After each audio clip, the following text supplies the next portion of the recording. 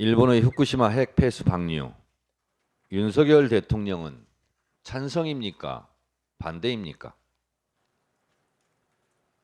한국 황제 폐하와 일본국 황제 폐하는 두 나라 사이의 특별히 친밀한 관계를 고려하여 상호 행복을 증진시키며 동양의 평화를 영구히 확보하자며 이 목적을 달성하고자 하면 한국을 일본에 병합하는 것이 낫다는 것을 확신하며 두 나라 사이의 합병 조약을 체결하기로 결정하였다. 1910년 8월 29일 발표된 경술국치 한일 강제 병합 선언 첫 문장은 이렇게 시작되었습니다. 이 조칙에는 대한제국 국세가 찍혀있지 않았고 서명한 이완용도 전권 위임이 되지 않았기에 그리고 순종의 서명조차 없었기에 원천무효입니다. 치욕적인 역사는 반복되는가? 한국과 일본 두 나라 사이의 특별히 친밀한 관계가 고려되었는지 몰라도 윤석열 한국 정부는 일본의 후쿠시마 핵 폐수 방류 결정에 대해 과학적으로 문제없고 방류에 찬성은 아니라고 하면서 명확하게 반대한다는 입장 표명을 못하는 건지 안 하는 건지 알 수가 없습니다.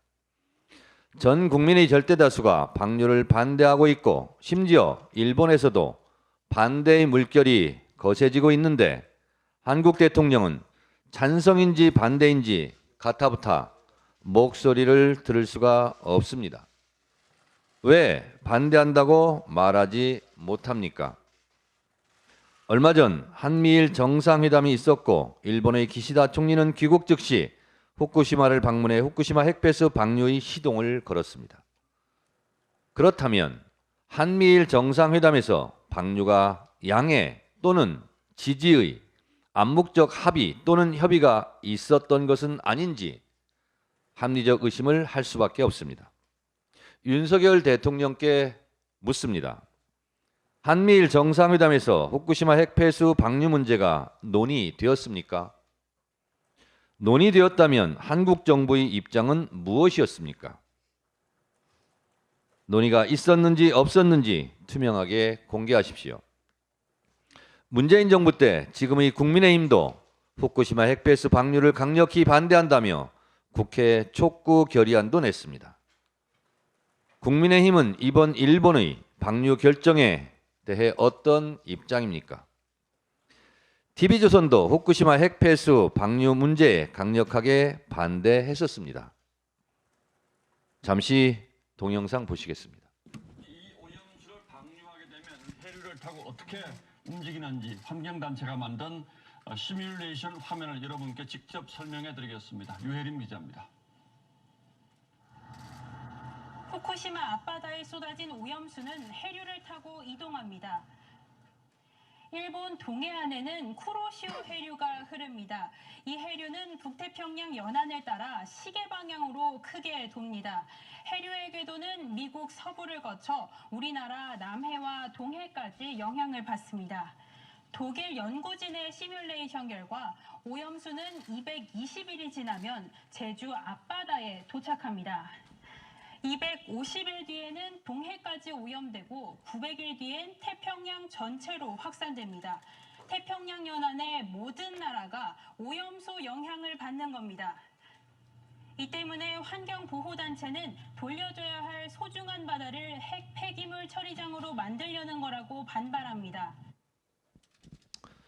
TV조선 존경스럽습니다.